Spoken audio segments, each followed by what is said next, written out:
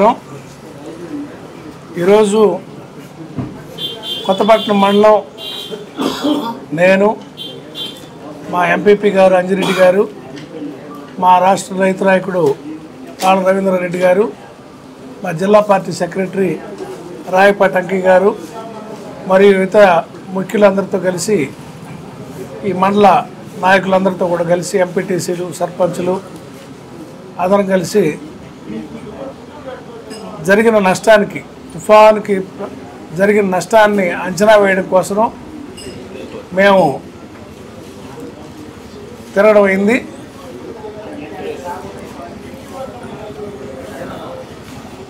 మొదట ఈత మొక్కల్లో చూస్తే రైతులకి మీరందరూ చూశారు, 15 కౌంటుకు వచ్చిన రొయ్యలు. 15 కౌంటు తీసుకురావడం అంటే ఎంత పెట్టుబడి రైతుకి అయి ఉంటుందో ఆలోచించాలి.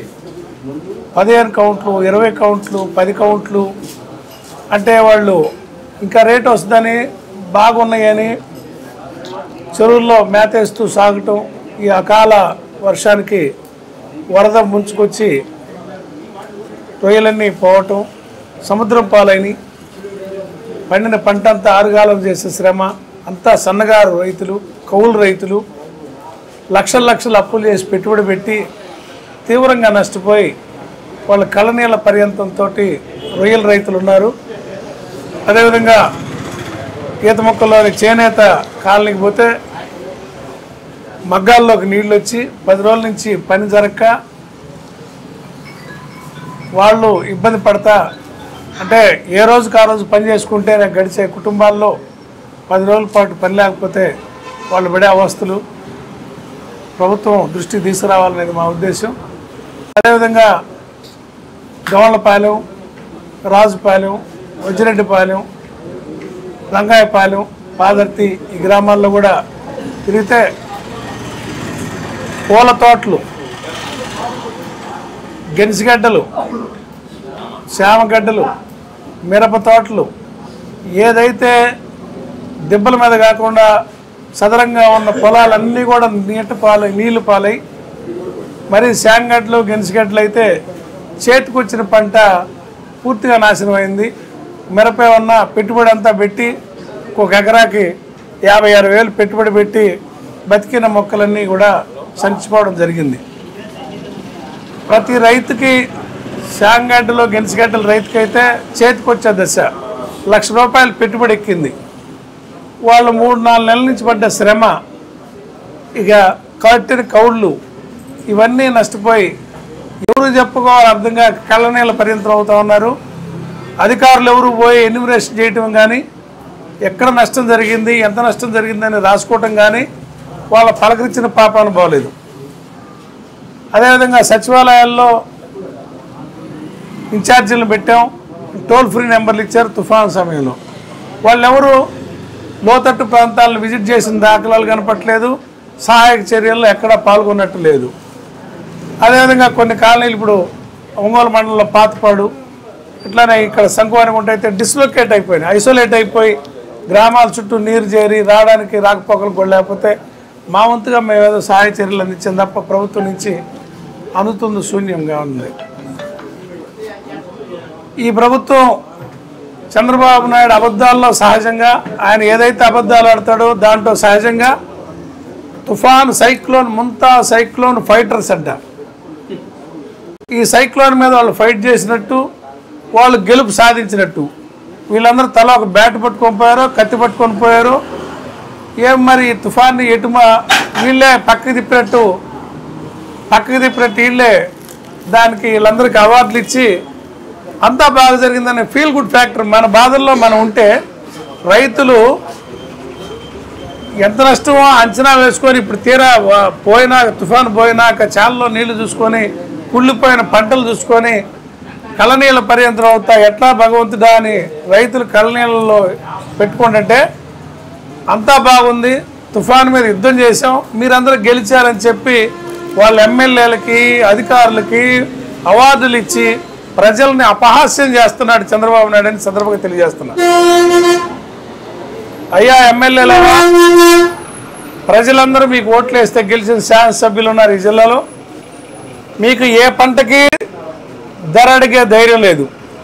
పొగాకు నష్టం జరుగుతుందో అని చెప్తుంటే ఒక్క శాసనసభ్యుడు కూడా గొంతెత్తి చంద్రబాబు నాయుడు దగ్గర డిమాండ్ చేసి మార్కెట్ రంగంలో దించడం చేతకాల.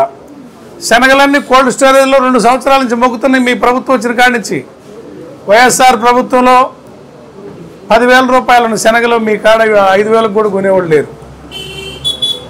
మా ప్రభుత్వంలో జగన్మోహన్ రెడ్డి గారు ఒక ధరల స్థిరీకరణ నిధి అని పెట్టి ఏ పంటకైనా ముందే బోర్డు మీద రైతు భరోసా కేంద్రాల వద్ద కందులకింత, శనగలకింత, మినువులకింత, ధాన్యానికింత ధర నిర్ణయించి దానికంటే ఎక్కువ వస్తేనే మీరు బయట అమ్ముకోండి, ఆ ధర రాకపోతే మన గవర్నమెంట్ ప్రొక్యూర్ చేస్తని ఒక వ్యవసాయానికి ఒక గ్యారంటీ ఇచ్చాడు.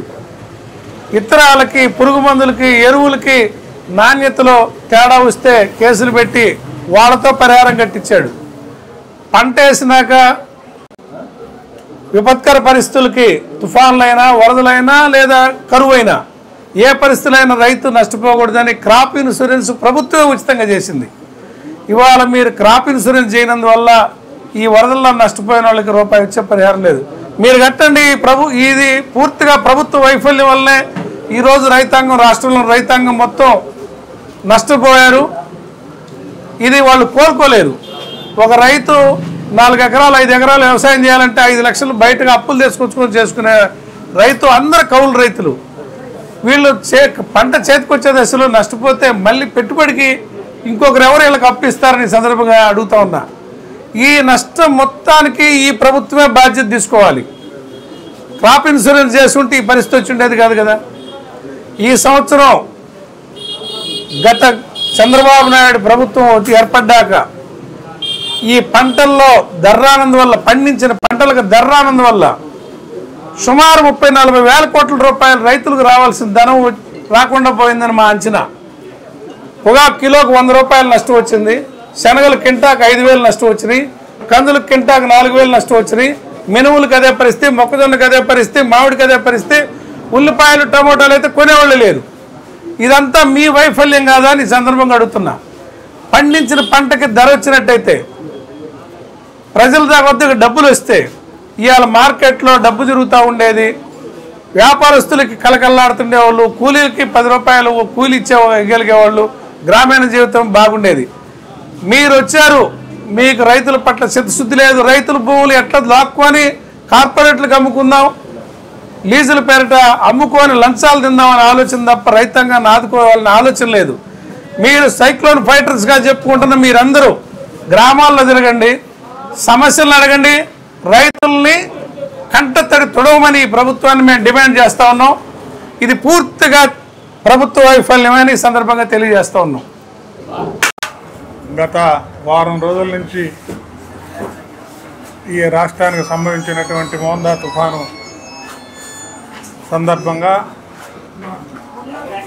రైతాంగాన్ని, అదేవిధంగా ఆక్వా రంగాన్ని, అదేవిధంగా పేద బడుగు బలహీన వర్గాల ఇళ్లల్లోకి ఈ నీళ్లు రావటం జరిగింది. వీళ్ళందరినీ కూడా ఒకసారి పలకరించి వైఎస్ఆర్ కాంగ్రెస్ పార్టీ తరఫున ఏదన్నా చిన్న సాయం చేయాలంటే అటువంటి చేసుకుంటూ పార్టీ పిలుపు మేరకు సామాజిక దృక్పథంతో ఈ రోజున వైఎస్ఆర్ కాంగ్రెస్ పార్టీ ఒంగోలు నియోజకవర్గ ఇన్ఛార్జి గారు అయినటువంటి కుండూరు రవిబాబు గారు, అదేవిధంగా వైఎస్ఆర్ కాంగ్రెస్ పార్టీ రైతు నాయకులు రవీంద్రారెడ్డి గారు, వేదిక మీద ఉన్నటువంటి పెద్దలందరూ కూడా ఈ మండలంలో ఉన్నటువంటి ముఖ్యంగా ఆక్వా మరియు శ్యామ, వేరుశనగ, మిరప తదితర పంటలన్నింటినీ కూడా పరిశీలించి ఈ మండలంలో ఉన్న వేవర్స్ కాలనీల్లో వేవర్స్ తయారు చేసేటువంటి ఈ మగ్గాలు, నీళ్లలో ఉండే మగ్గాలని, ఇటువంటి వాటిని కూడా పరిశీలించడం జరిగింది. ముఖ్యంగా రైతుల గురించి మన రవీంద్రారెడ్డి గారు చెప్పారు. నేను ఆక్వా రైతుగా, ఈ మండల పార్టీ అధ్యక్షుడిగా, ఎంపీపీగా ఈ ప్రభుత్వానికి తెలియపరుచుకునేది ఏంటంటే, గత ప్రభుత్వంలో ఆక్వాకి ఎన్నికల మేనిఫెస్టోలో జగన్మోహన్ రెడ్డి పెట్టకపోయినా 19 నుంచి 24వ సంవత్సరం వరకు దాదాపు 60% పేద ఆక్వా రైతులు కంటే చేపల చెరువులు కానీ రొయ్యల రైతులు కానీ ఉన్నటువంటి రైతులకి మన కిలోవాట్కి ₹2 చొప్పున యూనిట్కి ₹2 చొప్పున ఆయన రాయితీ ఇచ్చి ఈ ఆక్వా పంటను కాపాడటం జరిగింది. నిన్న జరిగినటువంటి ఎన్నికల్లో ఈ ప్రభుత్వం కూటమి ప్రభుత్వం ముఖ్యంగా చంద్రబాబు నాయుడు గారు ప్రతి మీటింగ్లో ఈ కోస్టల్ ఏరియాలకు వచ్చినప్పుడు ప్రతి మీటింగ్లో ఆక్వా పేరెత్తి రొయ్యల రైతులు చేపల రైతుల పేరెత్తి ₹1.5 చేస్తాను అని ఆక్వా రైతుల మద్దతు పొంది ఈ ప్రభుత్వాన్ని ఏర్పాటు చేసుకునే దానిలో వారి సహకారం కూడా తీసుకోవడం జరిగింది.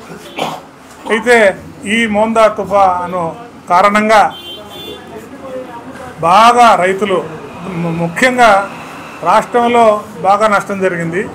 ఈ కొత్తపట్నం మండలంలో మాకు 2200 ఎకరాలు ఆక్వా సాగుంటే దాదాపు 1200 ఎకరాల్లో రొయ్యలు చెరువులు మునిగిపోయి ఈ తుఫాను వలన అధికంగా పడిన వర్షాలు తద్వారా వచ్చినటువంటి వరద నీళ్ల వలన మునిగిపోయి కొట్టుకొని పోవటం జరిగింది.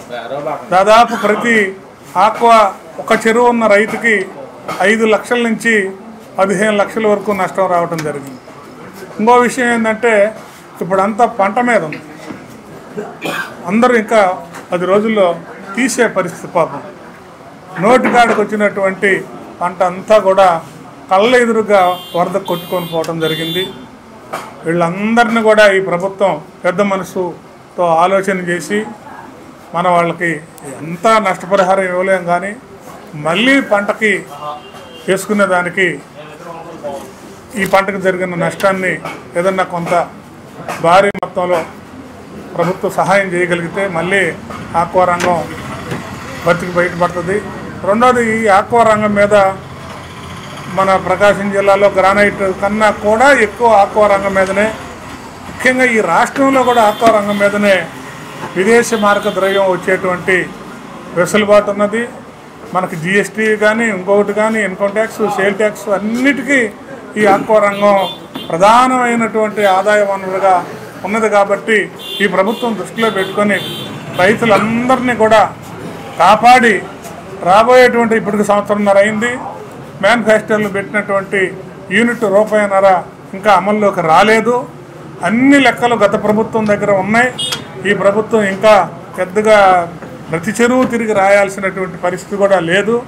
ఏది ఏమైనా త్వరితగతిన పూర్తి చేసి ఎన్యుమరేషన్ పూర్తి చేసి రైతులందరికీ కూడా ₹1.5 యూనిట్కి కరెంటు ఇచ్చి ఆక్వా రైతుల్ని కాపాడాలని, ఇప్పుడు వచ్చిన తుఫాను నష్టపరిహారాన్ని కూడా త్వరితగతిన ఇచ్చి ఆక్వా రైతుల్ని అదేవిధంగా వ్యవసాయ రంగాన్ని కాపాడాలని కోరుకుంటూ ఇందులో తప్పించుకునే దానికి మార్గాలు ఎత్తుక్కోకుండా ఇన్సూరెన్స్ ఉన్నా లేకపోయినా ఇది జాతీయ విపత్తుగా పరిగణించి సెంట్రల్ గవర్నమెంట్ నుంచి కూడా ఫండ్స్ తీసుకొని ఈ రైతాంగాన్ని కాపాడాలని కోరుకుంటూ ఈ ప్రభుత్వాన్ని మీ ద్వారా చేతులెత్తి నమస్కరించుకుంటూ సెలవు తీసుకుంటున్నాను. మన ఆంధ్ర రాష్ట్రంలో గత 10-15 రోజులుగా విపరీతమైన వర్షాలు పడటం, దానికి తోడు మళ్ళీ మోదా తుఫాన్ తోడవటం రాష్ట్రం మొత్తం ఒక కుదిపేయటం జరిగింది. గత 15 సంవత్సరాల నుంచి ఇంత వర్షపాతం నమోదైనటువంటి పరిస్థితులు లేవు. ఆ విపరీతమైన వర్షం వల్ల రాష్ట్రంలో రైతన్నలందరూ కూడా తీవ్రంగా నష్టపోవటం జరిగింది. ఇప్పుడు రైతన్న పరిస్థితి రాష్ట్రంలో అగమ్యగోచరంగా ఉంది. రైతన్నలందరూ కూడా హలో రామచంద్ర అని ప్రభుత్వ సహాయం కోసం ఎదురు చూడటం జరుగుతూ ఉంది. కానీ ఇప్పుడు ప్రభుత్వం అధికారంలో ఉన్నటువంటి కూటమి ప్రభుత్వం తరపున ముఖ్యమంత్రిగా వ్యవహరిస్తున్నటువంటి నారా చంద్రబాబు నాయుడు గారు కనీసం ఇప్పుడు 4-5 రోజులై తుఫాను ముగిసినప్పటికీ కనీసం ఒక అధికారి కూడా వచ్చి రైతన్నలను పలకరించినటువంటి సందర్భం లేదు. ఈరోజు మేము వైఎస్ఆర్ కాంగ్రెస్ పార్టీ ఒంగోలు నియోజకవర్గం మా ఇన్ఛార్జి గారైనటువంటి శ్రీ చిండూరు రవిబాబు గారు, అదేవిధంగా మా కొత్తపట్నం మండల వైఎస్ఆర్సీపీ పార్టీ అధ్యక్షులు అంజిరెడ్డి గారు, విఆర్సి రెడ్డి గారు, అదేవిధంగా మా నాయకులందరం కూడా ఈరోజు మండలంలో రైతన్నలను అందరినీ పలకరిద్దాం, అసలు వీళ్ళ సమస్యలు ఎలా ఉన్నాయి తెలుసుకుందాం అని చెప్పి మేము ఈరోజు ఈ పర్యటన కార్యక్రమాన్ని ఏర్పాటు చేసుకొని ఉదయం నుంచి ఈతముక్కల గ్రామంలో ఆక్వా రైతుల్ని, తర్వాత గమలపాలెం గ్రామంలో చామదంపలు, గనిసిగడ్డలు, మిరప నష్టపోయిన రైతుల్ని వాళ్ళ దగ్గర పరిశీలించి ఆ పంటల్ని వాళ్ళ గురించి సమాచారం తెలుసుకోవటం, తదుపరి రంగాయపాలెంలో అదేవిధంగా చామదంపలు, మిరప నష్టపోయినటువంటి రైతులు సమస్యలు తెలుసుకోవటం, ఈ కార్యక్రమాలన్నీ కూడా మేము వరుసగా పరిశీలించడం జరిగింది ఈరోజు మా వైఎస్ఆర్ పార్టీ ఆధ్వర్యంలో. కానీ ఈరోజు చూస్తే రైతన్నలు అల్లాడిపోతున్నారు. మేము వెళ్తే మాకు ఎలాంటి కనీసం సహాయం చేసేది అటు పెట్టి కనీసం అగ్రికల్చర్ అధికారులు వచ్చి పలకరించి మీకు అసలు ఎలా ఉంది, ఏంది, ఏమైనా నష్టం జరిగిందని అడిగిన పాపాన్ని ఎవరూ బాలేదు. మరి చంద్రబాబు నాయుడు గారు రైతుల పట్ల కక్షపూరితంగా వ్యవహరిస్తూ రైతులంటే ఎంతో చులకన భావనగా చూస్తూ రైతుల గురించి అసలు పట్టించుకునేటటువంటి సందర్భం ఎప్పుడు కూడా చంద్రబాబు నాయుడు గారు చేయరు. ఎందుకంటే ఈరోజు మనం చూస్తే రైతన్న క్షేమంగా ఉండి రైతన్న కంటతడి పెట్టకుండా ఉంటే రాష్ట్రం బాగా అభివృద్ధి పదంలో నడుస్తుంది. రైతన్న ఎప్పుడైతే బాగుంటాడో ఆ రోజే రాష్ట్రం కూడా బ్రహ్మాండంగా ఉంటుంది అనేది అందరికీ తెలిసినటువంటి అగ్ని సత్యం. కానీ ఈరోజు చూస్తే ప్రభుత్వం ఉద్యోగస్తులే కనుక డిమాండ్ చేస్తే వాళ్ళకి టీఏలు పెంచడం జరుగుతుంది. అదేవిధంగా వాళ్ళ కార్యకర్తల కోసం ఉచిత విసుకలు, ప్రైవేటు పరంలో ఉన్నటువంటి గవర్నమెంట్ ప్రభుత్వం పరంలో ఉన్నటువంటి బ్రాందీ షాపులన్నీ ప్రైవేటు పరం చేయటం, వాళ్ళకి ఆదాయం వచ్చే మార్గాలు వాళ్ళ కార్యకర్తల కోసం, అలాంటి కార్యక్రమాలు ఈ ప్రభుత్వం పేద ప్రజలు గెలిపిస్తే వాళ్ళ కోసం చేసుకుంటున్నారు తప్ప ఈరోజు పేద ప్రజల కోసం పనిచేస్తున్నటువంటి దాఖలాలు ఎక్కడ కూడా కనపడటంలా. ఈరోజు చూస్తే రైతులు అల్లాడిపోతున్నారు, అందరు రోడ్డు ఎక్కారు. మనమే చూసాం, 1.5 సంవత్సరం అయింది గవర్నమెంట్ వచ్చి, ఒక్క పంటకు కూడా గిట్టుబాటు ధర లేదు, ఒక్క పంట కూడా ప్రభుత్వం ద్వారా కొన్నటువంటి సందర్భం లేదు, ప్రజలకి రైతులకి భరోసా ఇచ్చిన సందర్భం లేదు. మనం చూస్తే అందరూ కూడా పొగాకు రైతులు నష్టపోవడం జరిగింది, మామిడి పండించిన రైతులు నష్టపోవడం జరిగింది, అందరూ కూడా నష్టపోవడం జరిగింది. అదే గతంలో వైఎస్ జగన్మోహన్ రెడ్డి గారు ముఖ్యమంత్రిగా ఉన్నప్పుడు ఇలాంటి ప్రకృతి వైపరీత్యాలు వచ్చినప్పుడు వెంటనే నెల రోజుల్లోపే మరుసటి రోజు పొద్దున్న నుంచి అధికారులను పంపించి పంట నష్ట పరిహారం లిస్టులు తయారు చేసి నెల రోజుల్లోపు వాళ్ళ బ్యాంకు ఖాతాలకి స్వయంగా డైరెక్ట్గా డబ్బులు కట్టినటువంటి ఘనత ఒక జగన్మోహన్ రెడ్డి గారికి దక్కుతుంది. ఆ విధంగా రైతులను ఆదుకున్నటువంటి ముఖ్యమంత్రి ఎవరైనా ఉన్నారంటే గతంలో ఒక జగన్మోహన్ రెడ్డి గారే.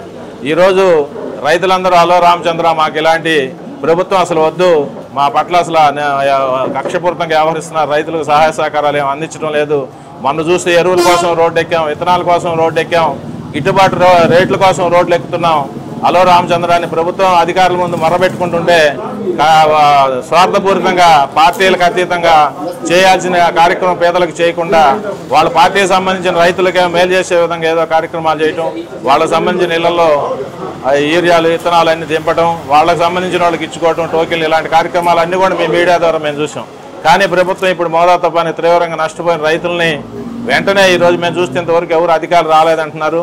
వెంటనే అధికారులను పంపించి రైతులు ఎంత నష్టపోయారో మండలాల వైజ్గా మొత్తం లిస్టులు తయారు చేసి ప్రభుత్వం ఆదుకోవాలి. మన పక్కన ఉన్న తెలంగాణ ప్రభుత్వంలో ముఖ్యమంత్రి గారు ఇప్పటికే పంట నష్టానికి ఎకరాకి 10,000 రూపాయలు ప్రకటించడం జరిగింది. అదేవిధంగా ఎవరన్నా చనిపోతే 5 లక్షల రూపాయలు లక్షకేసి కూడా ప్రకటించడం జరిగింది. మళ్ళీ ఎరువులు విత్తనాలు అన్నీ కూడా పంటలకు ఇస్తామని కూడా ప్రకటించడం జరిగింది పక్క రాష్ట్రంలో. కానీ ముఖ్యమంత్రి గారి నోటి వెంట ఈ రోజుకి ఒక్క మాట కూడా చెప్పిన సందర్భం లేదు. మేము వైఎస్ఆర్ కాంగ్రెస్ పార్టీ తరఫున రైతులకు అండగా ఉంటూ ఈ మోదా తుఫాన్లో నష్టపోయిన రైతులందరికీ కూడా న్యాయం జరిగే వరకు పోరాటం చేస్తాం. మేమందరం కూడా సంబంధిత జిల్లా అధికారులు అందరి దృష్టికి కూడా ఈ సమస్యలన్నీ కూడా తీసుకుపోయి మా వంతుగా పార్టీ తరఫున కృషి చేస్తామని, రైతులకి వెంటనే నష్టపరిహారం చెల్లించి ఆదుకోవాలని ప్రభుత్వాన్ని వైఎస్ఆర్ పార్టీ తరఫున డిమాండ్ చేస్తున్నాం. జై కిసాన్, జై రైతన్న.